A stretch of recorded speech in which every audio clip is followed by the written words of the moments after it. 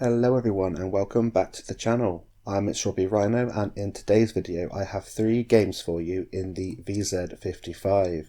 This is the Tier 10 Czechoslovakian Heavy tank and it's an absolute powerhouse on the battlefield. Before we get into the gameplay, we're going to go over to tanks.gg and have a look at the armour profile of the VZ.55.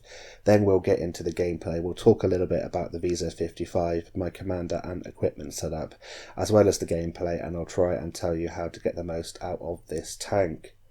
So over here on tanks.gg, which is a great resource for looking at the stats of different tanks that are on the PC version and the console version. Bear in mind that the stats on tanks.gg are of the PC version, and sometimes they don't correlate with the tanks on the console version when they come over due to buffs and nerfs and things like that. But in the case of the VZ.55, the armor profile is the same on the PC version as on the console version, so we can see how effective this tank is at angling and where to shoot this tank if you come up against one of them on the battlefield, and how to angle this tank if you are playing the VZ.55 itself. In terms of the gun that we're going to be comparing this armour to, we're going to be using the Object 140's 100mm gun that has APCR rounds with 264mm of penetration, and its heat rounds which have 330mm of penetration. The reason I have chosen to use this ammunition is because the penetration is the same as a lot of tanks, or near enough the same as a lot of tanks at tiers 9 and 10, and a lot of tanks have heat rounds as their secondary or their premium ammunition choice, and heat is significant for the upper plate, as we'll discuss in just a little bit. But we're going to start off by looking at the VZ.55 dead on, as if this thing is facing you directly without angling and without using its 8 degrees of gun depression. So to go through the lower plate like this, you're going to be looking at about 217mm plus of penetration to go through the lower plate. It's a big weak spot and it's very easy to hit if it's exposed, so that's the first weak spot you should go to. If you're looking at it like this and you want to go through the upper plate, you're going to need about 265 to 270mm of penetration to go through the lower portion of the upper plate, and towards the upper part of the upper plate it goes up to about 286mm of effective armor, so you're going to need some high penetration rounds to go through that. From the front there are 2 other weak spots on top of the turret. There's a cupola to the right which is about 205mm of effective armor. You're going to need about 210mm of penetration to go through this reliably, and there's this little one here on the left which is a harder cupola to hit, but you're going to need about 170mm of penetration to go through this one. And if you want to go through the front of the turret, well, good luck, it's going to be a very hard penetration indeed.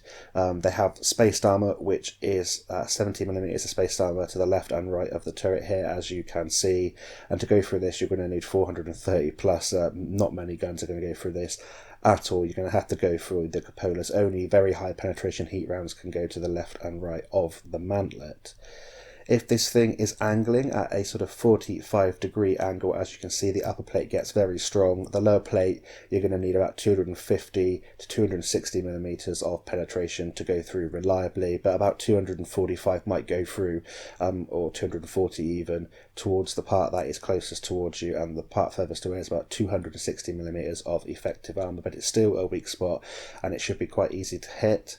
You also have this little bar of armor here which is 140mm thick, and if it's exposed in this when it's angling, you can go through this at about 270 to 280mm of penetration, about 275 average to go through, and you should be golden. And the upper plate, well, to go through with APCR, you're going to have to shoot the part closest to you, and you're going to need between 208 and 290 to 300mm of penetration to go through this part, and the furthest part away is going to be an auto ricochet with APCR. However, if you do switch to heat rounds, because of the normalization compared to the APCR rounds, you should be able to go through a lot more of this upper plate, even the far sort of top right of the upper plate if it's angling at a 45-degree. If you have kind of 340mm of penetration, sometimes you will go through this part, but shoot the bit closest to you and it should be an easy penetration. So the side armour of the VZ.55, it is 90mm, which means it's quite good at side scraping. Don't over angle because it will be easy to penetrate, but angling like this, it can be very effective indeed. But you do have to watch out for this little bar of 140mm, because that can be penetrated, as you can see, with high penetration heat rounds when it is angling like this. But if it's just exposed in this portion here, you should be easily ricocheting and auto-ricocheting and absorbing a lot of rounds off the side of this tank. If you get round the sides and the rear, it's an easy penetration. The side, you're going to need sort of between 95 and 100mm to go through, and the side of the turret about 165 to 175mm of penetration to go through. And if you get behind this tank, you can go through with 90mm of penetration through the rear of the hull, and about sort of between 100 and 115mm through the back of the turret. So if this thing is using the full extent of its 8 degrees of gun depression, then you can see the upper plate does get very strong indeed. It's going to be an auto ricochet with APCR due to the angling on the upper plate. You can load very high penetration heat rounds depending on sort of how high you are, but you're going to need the highest penetration in the game. You're going to be looking at Jagdpanzer E100 heats. The upper plate gets very, very strong indeed, and the turret becomes very strong with this 8 degrees of gun depression. You're going to have to shoot sort of below the magnet to the left and right, and that can go through about 308mm of penetration, but it's a very, very hard shot to hit, and the rest of the turret becomes very strong indeed. 455 to sort of 500mm of armor, and a lot of it's auto ricochet angles. You can still shoot the cupola. It's a harder shot to hit, but you can, if they make it hard, by wiggling, going side to side, backwards and forwards on a ridgeline. That's how you want to angle this tank on a ridgeline, trying to get them to miss your cupola and hit your turret. And there is all this spaced armor here, which is 70mm to the left and right of the turret, which will absorb heat and HE ammunition. Of course, if it's exposed in its lower plate, then that's going to be an easy penetration, even if it's using the full extent of its 8 degrees of gun depression. If you get above this tank, you can shoot on top of the hull. You're going to need about 220mm of penetration, and you can go through that even with APCR or heat. The top of the turret is 60mm, which you can only go through it at this kind of angle with APCR, otherwise that will be an auto ricochet. And with heat you can penetrate it up into this kind of angle here, and you'll be able to go through the top of this tank. But that's pretty much it. If you are playing this tank, you don't want to expose your lower plate. You want to angle up your upper plate, make it as strong as possible, make sure you get hull down, use your fantastic turret armor and bait people into shooting that. Try and hide your cupola by going left to right on a ridgeline and backwards and forwards, and try and get people to miss. Make the most of the side scrape and try not to expose this 140mm plate. Yeah, and you should be golden with the 8 degrees of gun depression. This can be a very impressive side scraper and hold down tank indeed. So that's it for the armor profile of the VZ.55. We're now going to jump over into the gameplays. So you're joining me here on El Haloof in the VZ.55. We're going to start off by talking about the stats of the VZ.55, then we'll get talking about the commander and equipment setup, and then we'll get talking about the gameplay and how I like to play this tank. So when you get the VZ.55, you'll notice it has 2,100 hit points.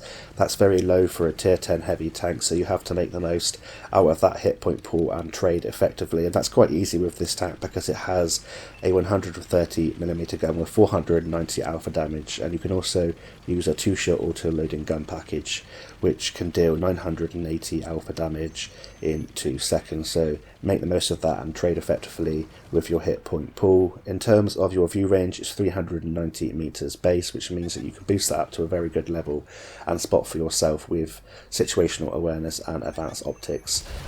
One or both would do depending on what kind of setup you are running.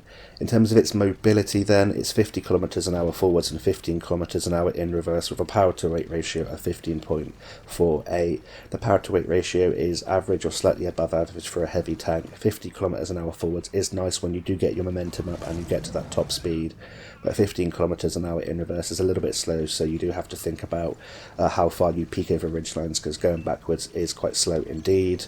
In terms of its traverse speeds, on your hull it's 30 degrees a second, which isn't bad at all for a tier 10 heavy tank, and 25 degrees a second on the turret is a little bit slow, but you will boost that up with some things like snapshot on your commander, and it does boost up to a decent level for a heavy tank. So now we get on to talking about the gun packages then, and there are two gun packages with the VZ.55. You have a single fire gun package and a two-shot auto-loading gun package. With both of the packages, they have the same alpha damage, penetration, shell velocity, ammunition, and gun depression and elevation values, and I'll talk you through them now. You have 490 alpha damage on your standard AP and your premium APCR, and 640 alpha damage on your HE rounds. It's 260mm of penetration on your AP rounds, 306mm of penetration on your APCR rounds, and 68mm of penetration on your HE rounds. The 260mm on your standard AP isn't too bad at all for a standard round, but your premium option, those 306mm APCR rounds, is a low penetration value for a premium round, so you're going to have to make the most of weak spots and flanking, and it's going to struggle against the front of super heavy tanks. But those HE rounds can come in useful when you're firing at RT to finish them off in one shot, or you're firing at lightly armoured tank destroyers or light tanks or something like that. In terms of the shell velocities then, 980 meters a second on your AP rounds, that's not too bad at all. You don't have to give too much lead, but up close and personal brawling as a heavy tank, it shouldn't be an issue. If you're going to be firing at mid to long ranges, the APCR rounds will do you very nice at 1125 meters a second, and on your HE rounds it's 863 meters a second, which isn't too bad at all. In terms of your gun depression, 8 degrees of gun depression is more than enough to use on many different ridgelines in the game, but it might struggle on some of the bigger ridges, like here on El Haluf, but for the most part 8 degrees is perfectly adequate. It does have 15 degrees of gun elevation, which can catch you out when you're going down a slope and trying to shoot up. That can catch you out, so be wary of that, but for the most part that isn't too much of an issue. And now we get on to talking about the two different gun packages that this tank has then. So you have your single fire and your two-shot auto-loading gun package. With your single fire gun package, your base aim time is 2.3 seconds and your accuracy is 0.35. Your base reload is 11.2 seconds and your DPM is 2626. And with your two-shot auto-loading gun package, the intra-clip reload is 2 seconds, which means with your 490 alpha damage, in 2 seconds you can deal 980 damage, which is very devastating indeed, and this really does slap. It's a bit like a tier 10 heavy Barask, where you just slap your two shells in, devastate an enemy, go off, reload, re-stealth, and come out from a different angle, and it really does chunk your opponents down at tier 10 in the World War II game mode. And with your two-shot auto-loading gun package, your aim time is 2.7 seconds, your accuracy is 0.38, it's 22 seconds to reload your two shells, and your DPM is 2450. So to use the two-shot autoloader, you sacrifice aim time, accuracy, and DPM.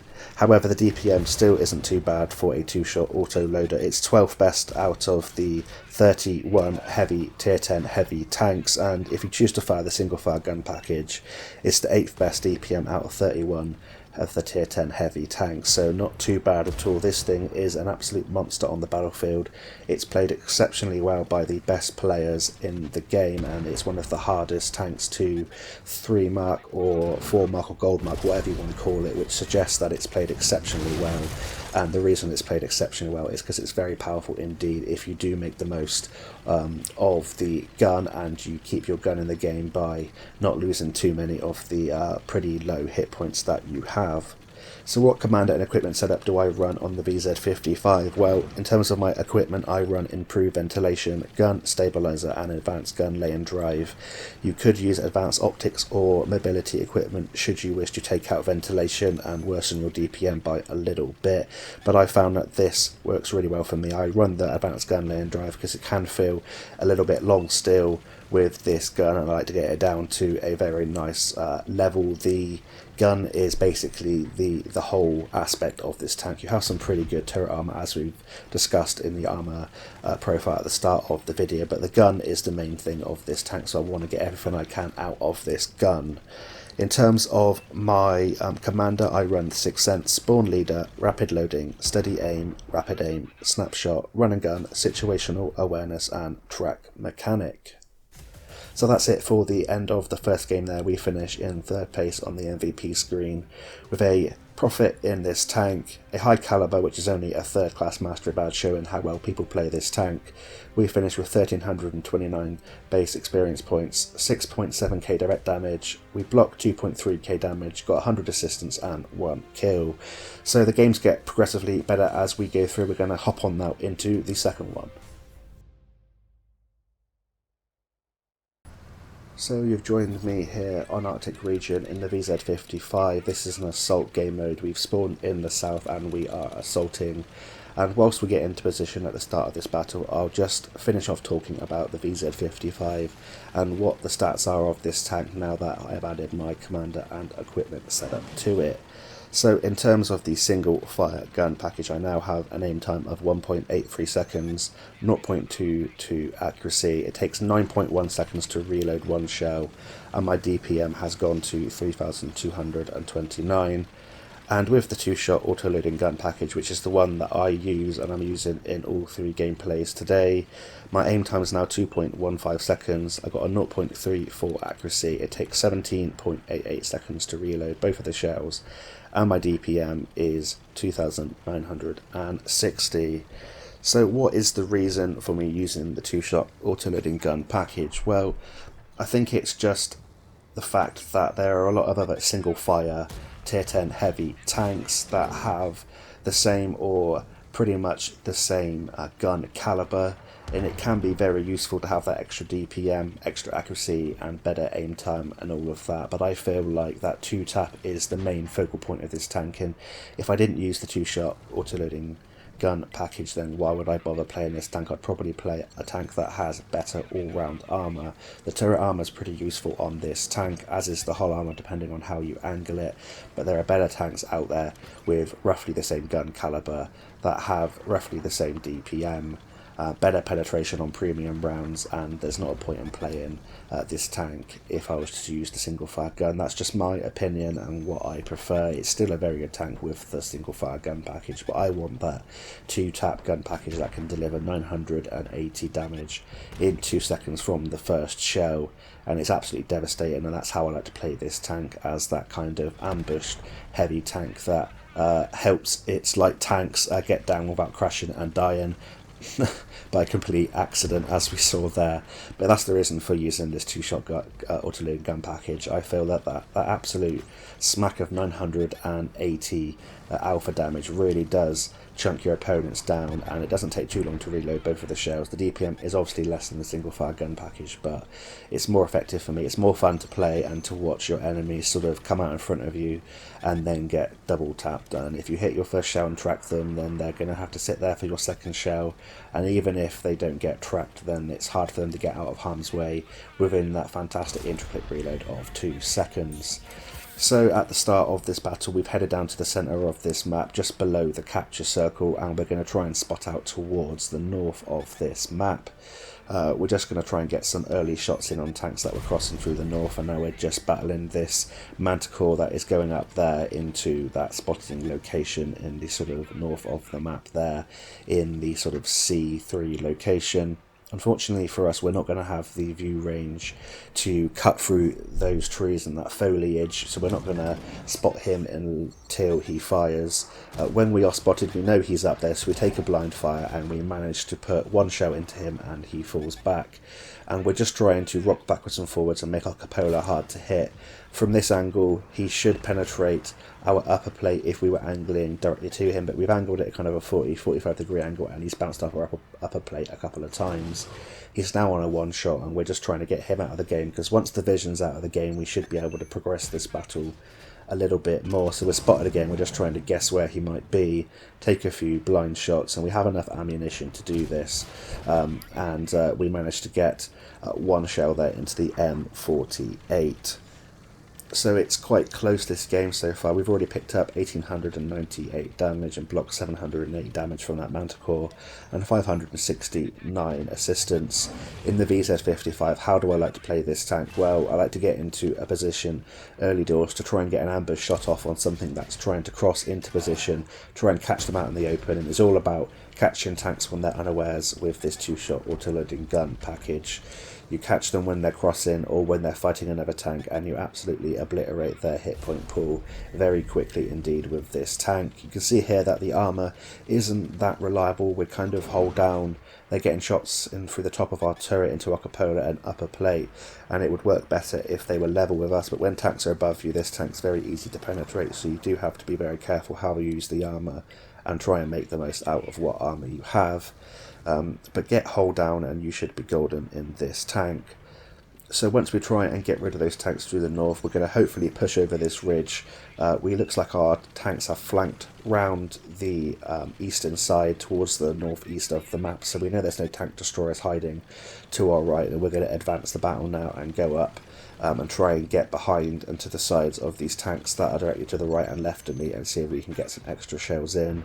There's this T95 FV4201 where we're going to get a nice shell into the side of his turret, finish him off, and then we're going to try and put our second shell into this M48 here, and then we can fall back and reload. Going for the cupola, manage to penetrate, and it's always very nice with this 130mm gun. You always chunk, even if you low roll like we did there for, I think it was 450 alpha damage, it still feels like you really are chunking your opponents down. And it's a very fun tank to play indeed. It's played exceptionally well by the best players in the game because it has that fantastic damage potential with this gun, and it does have a little bit armour to boot. However, for sort of the less experienced players, this is going to be a slightly harder tank to play, purely because of the situation with the lower plate being such a weak point. It has a weak point on top as in the cupola and a low hit point pool, and it does struggle with premium penetration, so it will struggle against super heavy tanks. This Jagdpanzer E100 is coming over after me and the tank destroyer, so we go for the lower plate. We thought about tracking him in place there. Fortunately, our shell there, I believe, sets him on fire, and he gets subsequently finished off by the Leopard 1. I probably should have just gone for the tracking shot there and tried to help out my tank destroyer, but I kind of assumed that that Jagdpanzer E100 would have had a repair kit, so I just tried to get the damage in, and hopefully, as he was cresting that ridge, my teammates would help us, and it worked out in the end, but I'm not sure if that was the right play. I guess it was, because we took him out in the end. So now we're advancing. We get a shell there, going very slowly on the move into that batcher, and now we've seen this Sturmtiger. We just kind of rock backwards and forwards, and it's very, very slow with that 15 kilometers an hour in reverse, but that Sturmtiger's shell velocity is terrible on its round, so fortunately he manages to miss us because we kind of duped him a little bit, but we were very lucky there not to get deleted from the game. And now it's a case of just finding the last 3 tanks alive on the enemy team. So now we're hiding behind this hard cover. I don't want to get deleted by a tank destroyer left on the enemy team straight away. I want to try and get a few more shots at the end of this game and push up my damage total. Personally, with the VZ.55, I've either had a very good damage game or I've been deleted very quickly, and that's because I like to play quite aggressively in pretty much all of my tanks. So to start with, when I got this tank, I was being too aggressive, losing too many of my hit points straight away, and unfortunately it meant that I wasn't playing this tank as well as I expected myself to, as well as I definitely can do. However, I'm getting used to it now, and I'm starting to have a few more consistent results and seeing the absolute sort of raw firepower of this tank and how effective it can be. So now it's just this machine left below us. I'm going to try and get into a position just to jump on him for a laugh. Hopefully, hoping that this medium tank to the left of me doesn't do the same. But we do go down. He reversed out of the way as we were going down, so we had to auto aim and fire on top of him, and we go through the top of his tank, taking him out. And we finish in the MVP slot in that game with our WOTC commander, 6.1k direct damage, 1.1k assistance blocking, 1.1k, another high caliber which is only a second class, again showing how well this tank is played, 1418 base experience points, and we make a nice silver bonus there. I think there must have been an op on because I doubt I would make that much silver otherwise. But that's it for that second gameplay. We're going to head on now into the third one.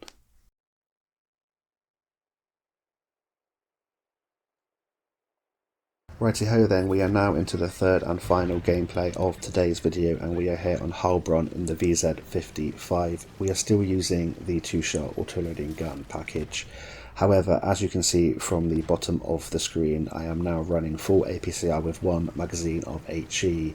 Previously I was running some AP as well as APCR and HE, and the reason for this change is because when I was running the AP rounds I would sometimes come up against a super heavy that I didn't intend to, and I was in a position where I couldn't get out of the way, I couldn't flank, and I couldn't penetrate unless I switched to the APCR, which means I had to go through a whole reload for the two shells, and it meant that I couldn't advance the battle as quickly as possible. Therefore I've just decided to take the small silver loss and load full APCR. It's a tank that I really enjoy playing and I want to be competitive in it, and doing this just means that I'm that little bit more competitive. It is a little bit sweaty, and I appreciate that not everyone will like this, and a lot of players don't like players that run full APCR, but I don't do it on every tank. If I was running the single fire gun package on this tank I definitely wouldn't do it, but as it's kind of a unique tank with the 2-tap autoloader, I've just decided to run it so that if I do come up against a super heavy tank I have the best rounds available to go through, and it means I have better shell velocity throughout the game, and that's the reason for that. But in terms of the gameplay, you can see that we've come to the centre of the map here on Heilbronn. The counter capture circle is an F6. We've just come before that so we can try and get some shots into people that are crossing into position down the south of this map at the start of the battle, and we've come up against this AMX-30B and we've got one shell into him, but we seem to be missing every other shell that we seem to be firing at him, so I'm just going to be making sure that I'm trying to aim these as best as possible. However, the second shell derps yet again. This really isn't indicative of the 130mm gun. It's usually much better behaved than this. It was just a bit of bad aim and a little bit of unfortunate gun handling, but we're not having to wait too long to reload the two shells, and we're going to try and finish this 30B off. We get another shell into his massive cupola, he tries to escape and we take him out, and that's what the VZ.55 is all about. It's about punishing tanks that are trying to get away from you, maybe tanks that are fighting another tank and they're not angling towards you, and it's all about finding those little windows of opportunity to get your two shells in if you're using the 2-shot auto-loading gun package. And if you're using the single fire gun, you would play it more like a support heavy tank, like maybe an Object 277, something like that, where you'd get your shells in again when the enemy are not looking at you and you're just finding little windows to get your shots in. But I find with this auto-loading gun package you do sacrifice that DPM, but when you do find those little windows of opportunity it makes it more worthwhile with this 980 alpha damage for the 2 shots in this 2-shot autoloader. And yeah, that's the reason why I run the 2-shot autoloader. It just feels more unique and it feels much better to play with than the single fire gun. So we've spotted this T95 out in the open. He does angle well there as we get one shot into him. I was thinking about tracking him for someone else, but we do take a round from behind the T95. We try and get our last round into the cupola of the T95, and then we just reload, reverse off of that ridgeline, get out of harm's way, and we're going to see if we can get some of our teammates to push forward a little bit, because I know that there's going to be some tanks towards the south of this map. Fortunately for us, they are exiting the town from the sort of C and B lines. That's usually a death trap for anyone that tries to get out of the town in that position, so we're going to try and get a shell into one of these tanks here. I decided to go after this T95 FV4201 as that is the more dangerous out of those two tanks in my opinion. I was pretty sure that T95 E6 would have been taken out. However, in retrospect I probably should have just taken out that tank, got a gun out of the game, and then put my other shell into the T95. But you know, you live and you learn, and I've still got my 2 shells of damage in, and it's looking relatively good for our team. We are defending the sort of north of this map well. I was just trying to get tanks to go forward to the centre, to the south, and see if we can sort of pincer them into the southwestern corner of the map. So now we're going to have to come to this flatter bit of ground here to use the 8 degrees of gun depression with the VZ.55, because that ridgeline would mean that I would have to expose too much of my tank. I'm pretty sure that what's spotting me now is that T95. I'm just exposing my turret, but I definitely don't want to sit there for too long, because the T95 could go through my turret if he was running a premium round. It is that T95 and he is still looking this way, so we try and snap a shot into his lower plate. From this angle it probably won't go in anyway, so we're going to try and wait for the T95 to go side on as much as possible, but he's still too well angled for us to go through with these rounds. And now we're just going to have to reload, and you can see that I run combat rations to boost the DPM and the gun handling of this tank. there is this convoy in front of me, and he's either going to die to that medium or he's going to have to try and escape. So we get one shell into the convoy there, track him in place, and then we punish the convoy as he tries to escape. And again, we're just punishing tanks when they make mistakes. We haven't done an awful lot in this game. We're just being that support heavy tank. We're trying to preserve our hit points as much as possible and get those little windows of opportunity where we can get 2 shells into another tank. We've come over here to help that 7201K out, but the Turan on our team takes out that Object 263, and now we're going to see if we can get a shell into this T95.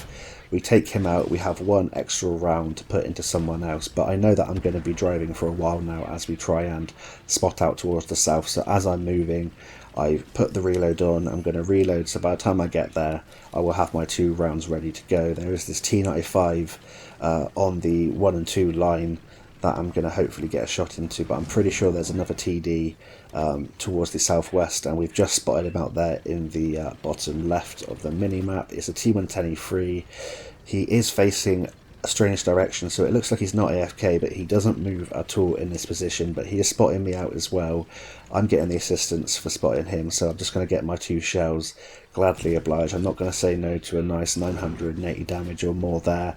Try and aim for the engine, set him on fire, and we're just going to be continuously spotting this T110E3 out. He gets taken out, we get all that juicy assistance, and you can see that from not doing too much at the start of this battle, just by preserving our hit points, trying to be a little bit smarter about how we're playing, in a short space of time we've boosted up our damage with this fantastic 130mm 2-shot autoloading gun, and now it's just this last tank alive on the enemy team, and we're going to see if we can be the ones to put the 2 shells into him. It's a T95, he's now moved into the town. He was surprisingly fast for a T95.